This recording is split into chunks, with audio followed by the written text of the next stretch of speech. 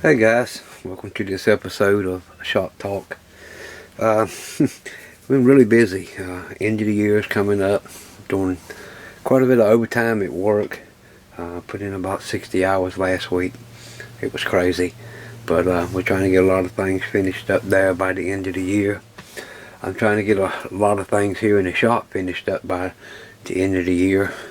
Right now I'm in the middle of rebuilding a Hallicrafters SX42 receiver, and the problem was you couldn't change between the main dial and the band spread. You could turn the little selector here and it just wouldn't work right, but I've got that all on video, and I'm about halfway through that, so that's coming along.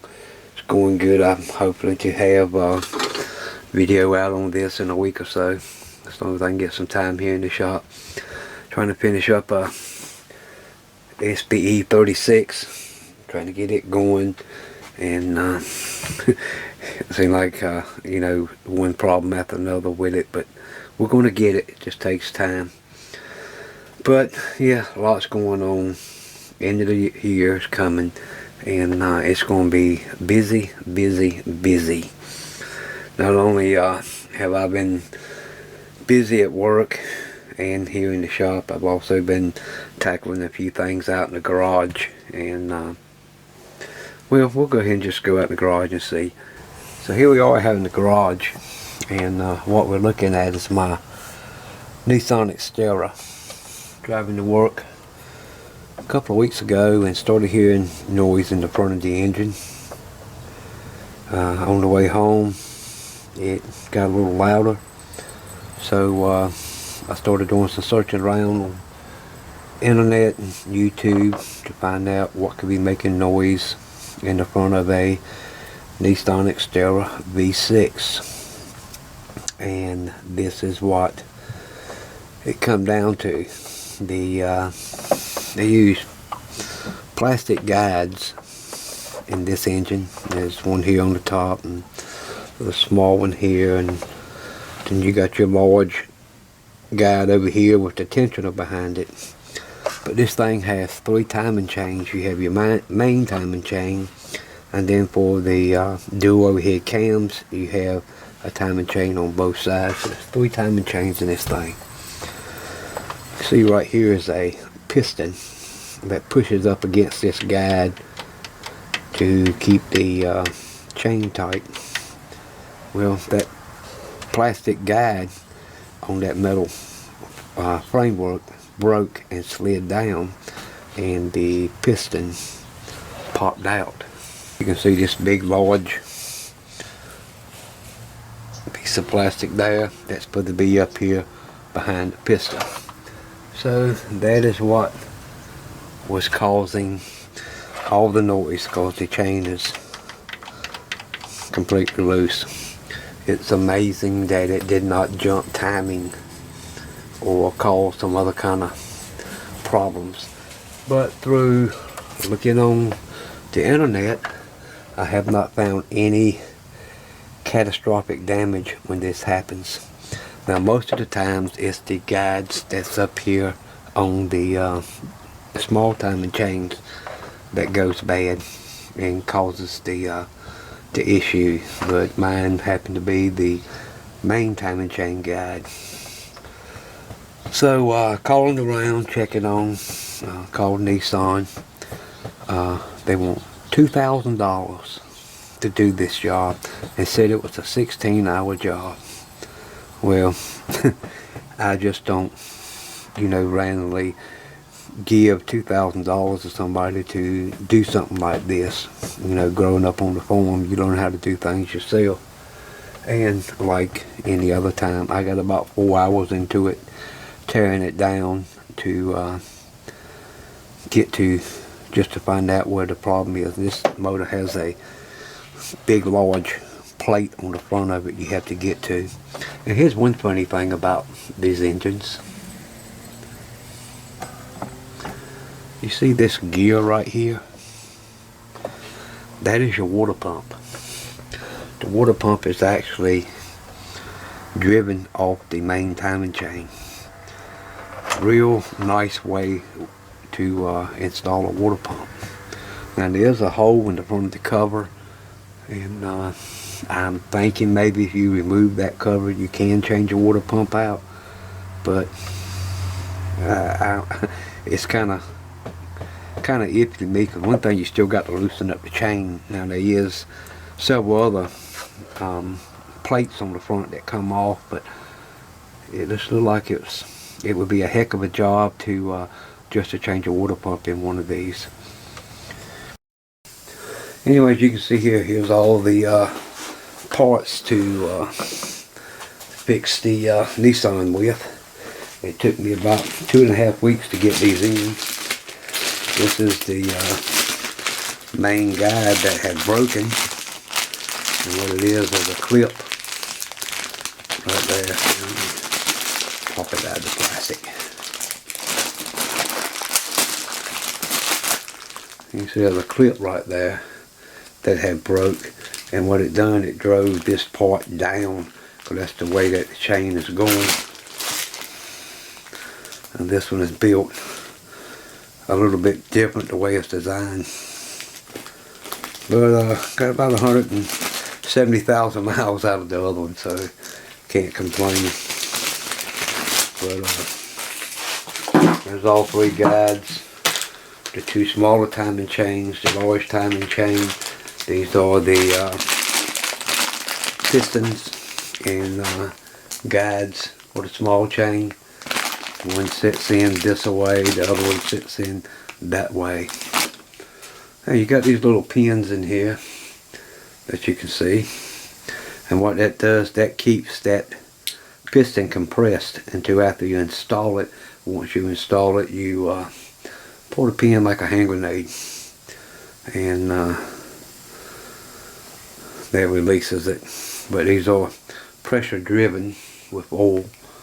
So you got 2 of these for your small chain, and you have the large one here for the large tensioner. And there's the water pump.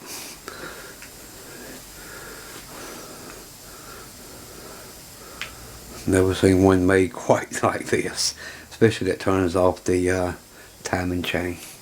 Anyway, just got to get the time to put this thing together. It's been cold, it's been wet and rainy.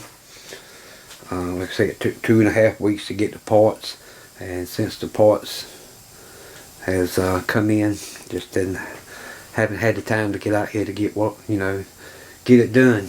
But anyway, we'll get it hopefully this week, because I'm driving my old truck, but I'd much rather be driving my Nissan.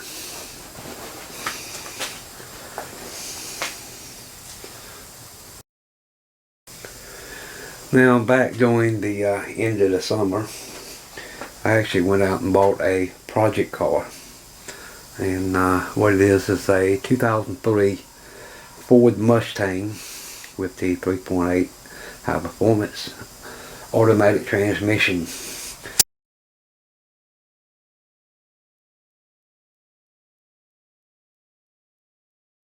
And this transmission is the 4R70W. And when I bought the car, he told me that it had transmission problems. The son had run over something, knocked a hole in the oil pan, and he put JB Weld on it, and then later the transmission failed. So when I bought the car, thinking, okay, low fluid has burnt the forward clutches out. Now, you say, well, why'd you go out and buy something like this? Well, the price was right. Say it's convertible, the car doesn't look bad, it runs good, just wouldn't move. It moved fine in reverse. $400, and $400 for a 2003 Mustang, I cannot turn it down. But anyway, I've already tore the transmission apart, and I'm going through it to find the issue of the failure point, what caused it. Well, it definitely did not die from low fluid like he thought it was.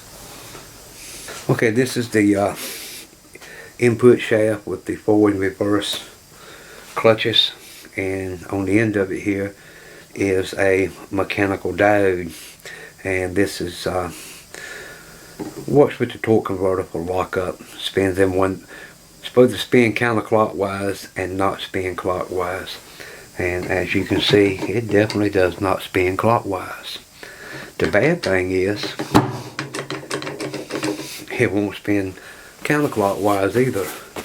So that is most likely the main failure of this transmission, was this mechanical diode failed and probably most likely burnt the forward clutches up. Okay, I took the reverse drum off and set the input shaft. Move that into this hole here, and I just want to see how the forward clutches look. Move the snap ring.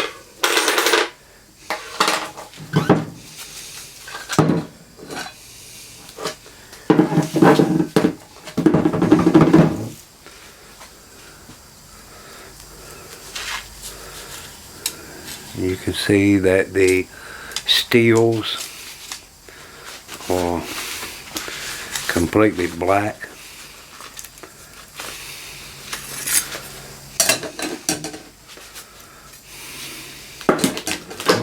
That's one of the clutch discs.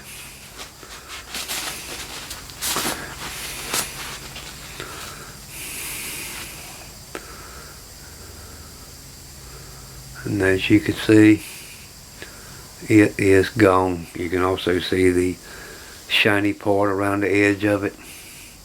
Yep, them forward clutches are completely burned up. No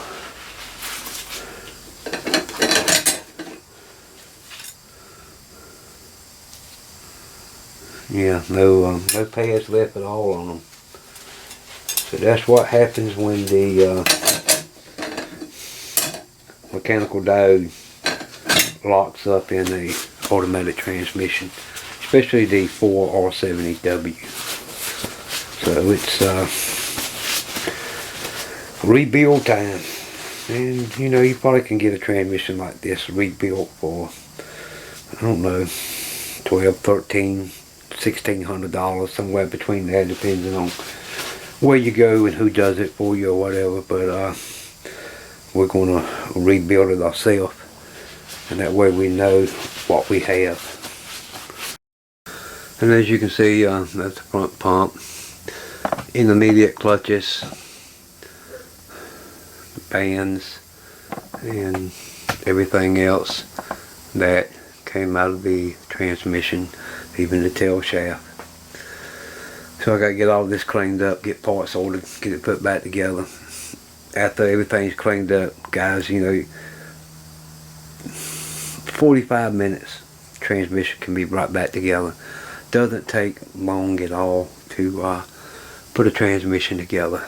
A lot of people think of transmission, you know, automatic transmission, they get about as scared as 20 clowns coming out of a Volkswagen. But it's nothing really to be scared about. Transmission is probably as close to, you know, mechanical, electronic piece of equipment you can get. It's just, you know, it's a lot of circuits, it's fluid controlled, so you know, instead of current, you're using fluid. So anyway, guys, there you go. That's where I'm at right now. Just got to get caught up on a few things, and then first of the year we'll be back into trying to produce a video every week, mostly, you know, electronic related. So but I do have the video of the teardown of this transmission and the inspection, so if y'all would like to see that, just let me know in your comments below. What do you think of you know, mechanical type videos. I'm out here in the garage quite a bit sometimes working on stuff. Most of the stuff on my own. Sometimes I'll take on a project for someone else. But let me know if you like to see these type of videos. I'm hoping to get the Massey Harris pony in the shop here sometime in the near future and start tearing it down. And I need to pull it apart, put a release bearing in it, and then we're going to start sanding and painting on that thing. So just let me know if you like to see these type of videos. You know, this would have been a good troubleshooting video. When you're working on a transmission, it's kind of like being a detective. You got to go in there. You can go. Most of the time, it's easy to find what the failure problem is, but what caused that failure is the fun part. It's, you know, front clutches, forward clutches don't go out just to be going out. There's several things inside a automatic transmission, especially the 4R70W, that can cause the forward clutch packs to go out. And if if y'all decide y'all want to do it, I'll explain more of that, show more about the workings and what to look for in these transmissions. Anyway, hope everybody had a good Thanksgiving. I had a few days off myself, and then right back to 55 hours a week working. So that's the way life goes. But yeah, things are slowing down every month. It's getting a little better and closer to retirement every day. So anyway, leave your comments down below. And I've got 3 or 4 videos that's already done. I just got to edit and get them uploaded. There's several of my past videos have been receivers, but it just seems like I've been working on receivers quite a bit here lately. And but I do have a piece of test equipment that I'm getting ready to upload here sometime this week. So anyway, everybody have a good day, and again, I'd like to hear your comments down below. I want to thank my Patreons for their support, and we'll see you in the next video. Bye now.